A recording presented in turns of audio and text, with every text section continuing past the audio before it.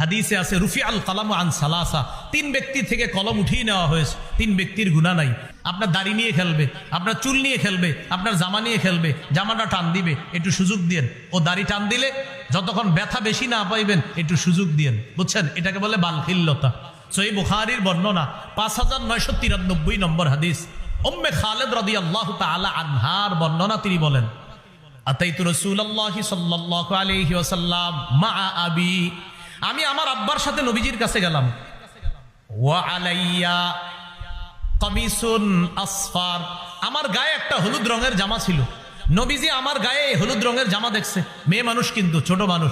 আমার জামা দেখা নবীজি বললেন সানা সানা, একটু বলবেন নি শব্দটা, বলেন সানা সানা। সানা সানা মানে সুন্দর সুন্দর, সানা সানা এটা হাবশি ভাষা, এটা আরবি হলো হাসানা, সুন্দর সুন্দর, সানা সানা সুন্দর সুন্দর, বাহ বাহ বাহ সুন্দর। এই তো নবী বললেন সুন্দর সুন্দর, এটা কিন্তু মেয়ের জন্য। তো নবী বললেন হ্যাঁ সুন্দর সুন্দর।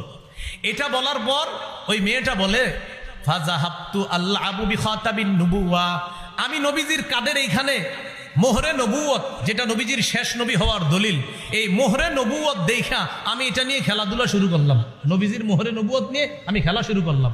ফাজাজারানি আবি, আমার আব্বা আমাকে ধমক দিলেন, এই চুপ, নবীজির মোহরে নবুয়ত নিয়ে। নবীজি আমারে বললেন দাহা, নবীজি আমার আব্বাকে বললেন দাহা, আরে সুযোগ দাও, খেলুক, তোমার মেয়ে খেলুক, আমার মোহরে নবুয়ত নিয়ে খেলুক, সমস্যা নেই, সুযোগ দাও। সুবহানাল্লাহ, এটাকে বালখিল্যতা বলে আর কি। হ্যাঁ, তাই এই সুযোগ দেওয়া, নবীজির মোহরে নবুয়ত নিয়ে খেলতেছে, তখন বাবা ধমক দিছে।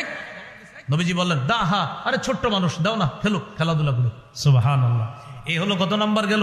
27। 28 নম্বর, শিশুদেরকে ছোটবেলা থেকে গুনাহের কিছু শিক্ষা দিয়েন না। প্রশ্ন, হুজুর ওদের তো গুনাহ নাই, কথা সত্য, কিন্তু গুনাহের কিছু শিখায়েন না, আস্তে আস্তে ওর মধ্যে প্রভাব চলে আসবে।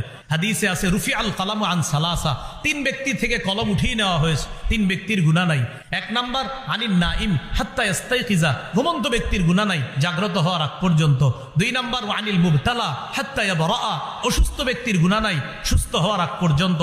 অথবা এই হাদিসে উদ্দেশ্য পাগল ব্যক্তি, যতক্ষণ সুস্থ না হবে তার কোনো গুনাহ নাই। এখানে এটাই উদ্দেশ্য, পাগল ব্যক্তি সুস্থ না হওয়া পর্যন্ত তার কোনো গুনাহ হবে না। 3 নাম্বার ওয়ানিস সবি হাত্তা ইয়াকবারা, শিশু বড় হওয়ার আগ পর্যন্ত তার কোনো গুনাহ নাই। তো গুনাহ নাই বলে তাকে আমরা কোনো অবৈধ কিছু শিক্ষা দিব না, বলি ইনশাআল্লাহ। তাহলে ওর সামনে কার্টুন দেখবো না, হ্যাঁ, ওরে কার্টুন দেখে আমরা খানা খাওয়াবো না। কত গেল?